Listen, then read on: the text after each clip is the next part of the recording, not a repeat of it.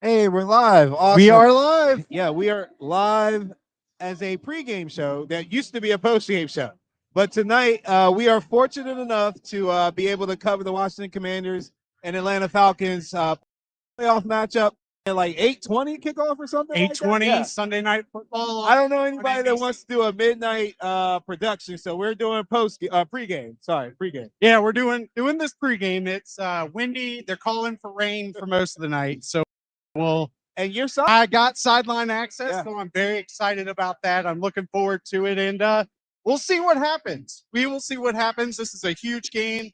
Obviously, the Philadelphia Eagles have wrapped up the division title for in the NFC East, and then we were hoping that Carolina would do Washington a solid, but they got blown out by Tampa Bay. Yeah, so the scenarios, we'll go over it for both teams. Start with the Falcons.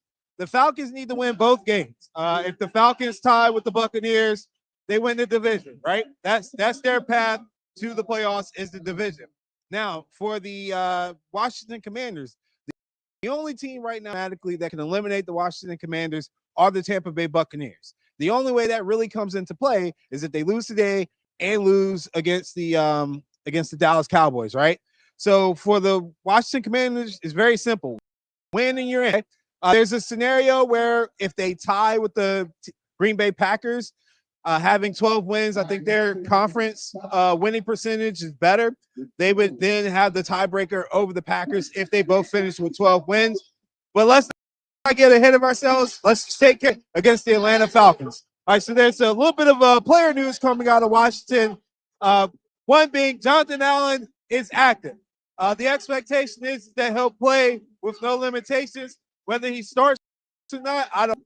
But he's healthy enough to be in the rotation where there was a casualty because of that as well. Yeah, they had to let go of Fedarian Mathis this week. We actually talked to him. Yeah.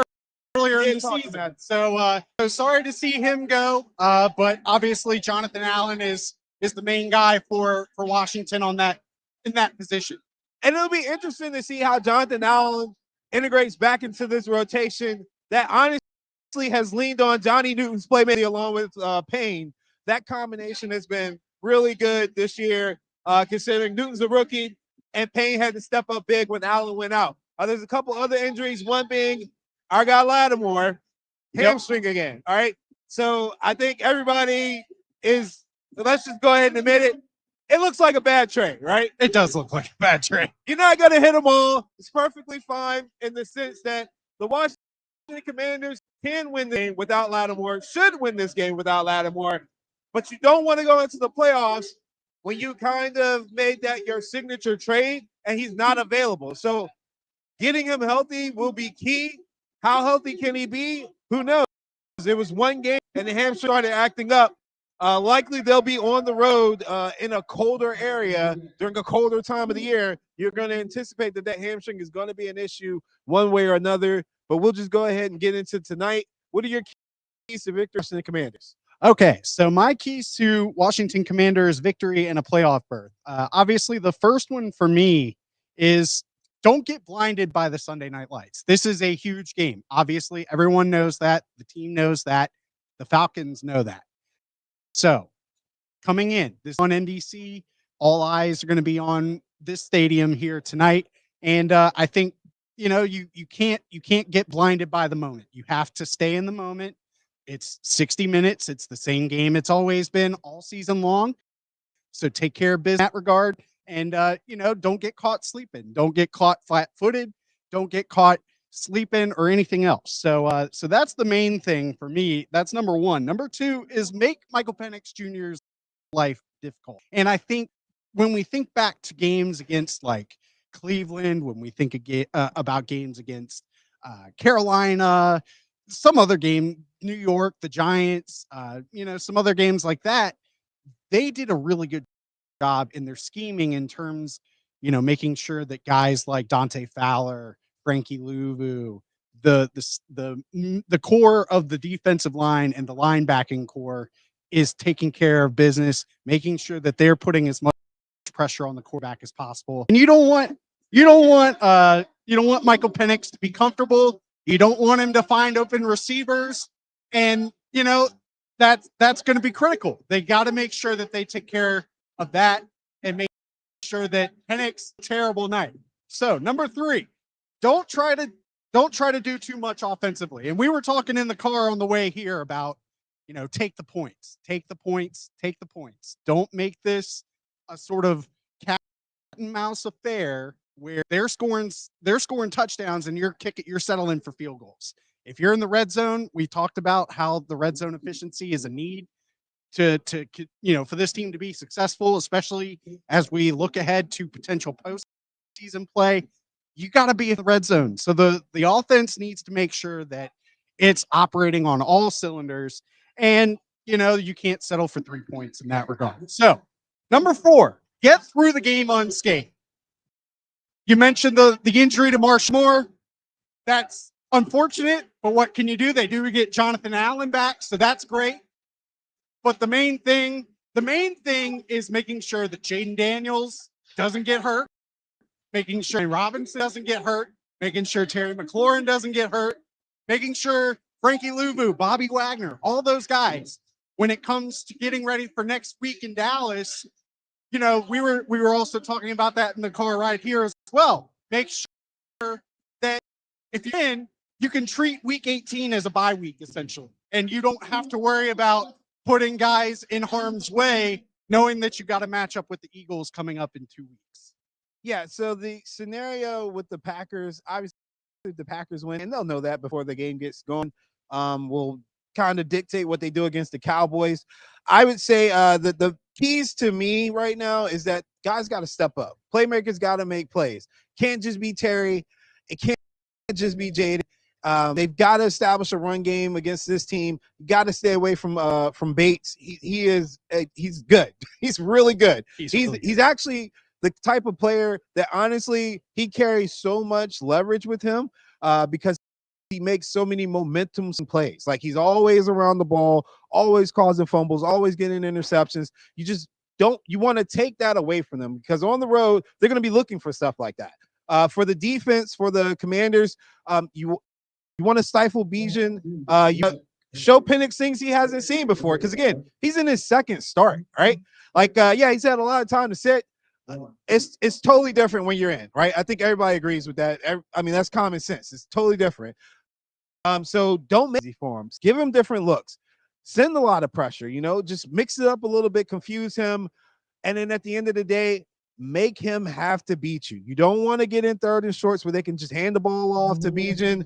You want to take Drake London out as best as you can. And you don't have De'Ami Brown today. I would love to see a healthy dose of Christian Rodriguez.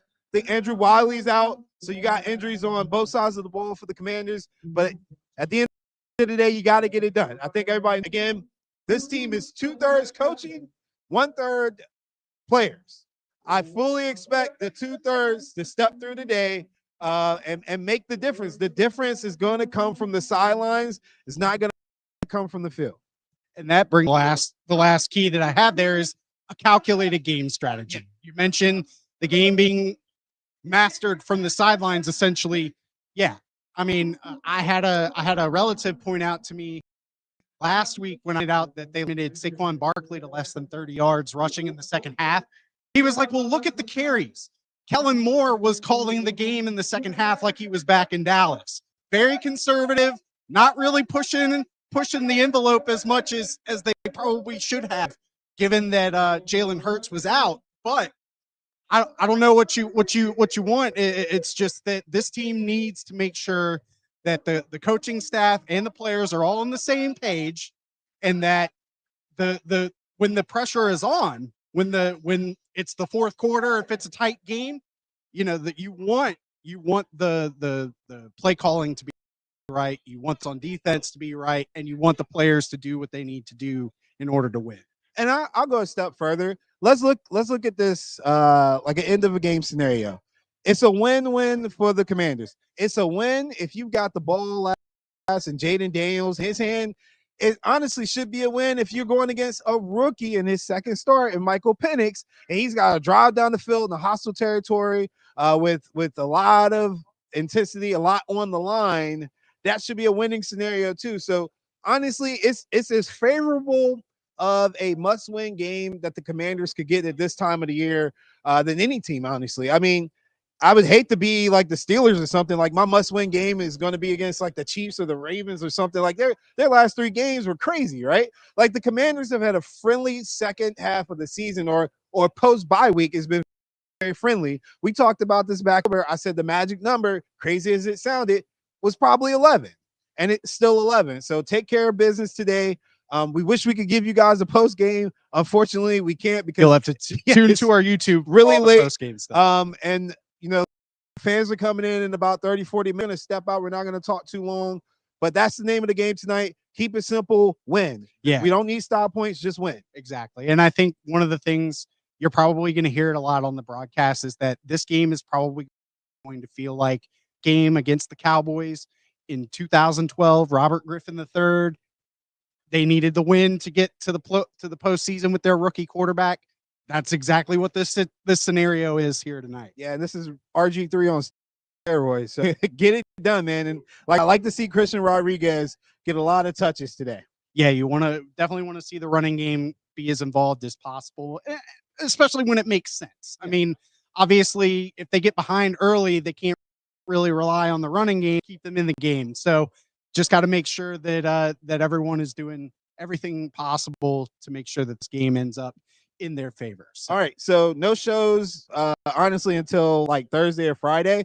We will be live from the Duke's Mayo Bowl. That'll be cast. Jordan will be off the camera and on the producing board, but me and Matt Joseph will have a pregame show for the Virginia Tech Hokies versus the Minnesota Gophers live from Charlotte, North Carolina. That's all we've got going this week, but stay tuned. If you guys are Aiden, VCU, University of Richmond fans, we do have some stuff planned for you guys for basketball season. Awesome. Well, this is it. This is it. This is last home game. This is the last home game. That's the last it. edition of Raisin Hail on location. It's I said it weeks ago how fast it feels like the season has flown by, but here we are. The regular season ends next week. This is the last home game, and what a ride it's been. I mean, I think I would say the penultimate. Yeah. I think we chose season to really sort of jump headfirst into Commanders coverage. And so thank you guys so much for watching and supporting. Enjoy the game. Be sure to tune in tonight. Should be exciting. And thanks for watching. Thanks for keeping up with us all season long. So for Alan, I'm Jordan. We're live at Northwest Stadium. Sunday Night Football coming up in a little less than 3 hours. And we'll catch you guys soon. Take care.